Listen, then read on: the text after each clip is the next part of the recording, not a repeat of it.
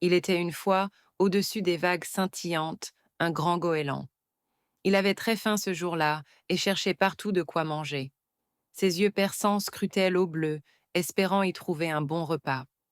Il volait en cercle de plus en plus bas, quand soudain, il aperçut quelque chose. Juste là, près du sable clair du fond marin, un flétan se tenait immobile. Le flétan était plat et se confondait presque avec le fond. Le goéland, ravi de sa découverte, ne perdit pas une seconde. Il replia ses grandes ailes et plongea en piqué, rapide comme une flèche. Il fonçait droit sur le pauvre flétan, pensant l'attraper facilement. Mais le flétan n'était pas si facile à attraper. Il avait vu l'ombre du goéland s'approcher. Il savait qu'il devait agir vite pour échapper à ce prédateur affamé. Au lieu de fuir à toute vitesse, le flétan eut une idée très maligne. Il se coucha tout à plat sur le sable, puis, avec un petit mouvement de ses nageoires, il se recouvrit entièrement de grains de sable. En un instant, le flétan disparut sous une fine couche. Le goéland arriva à l'endroit exact où il l'avait vu, mais ne trouva plus rien. Il chercha, chercha encore, mais le flétan était invisible.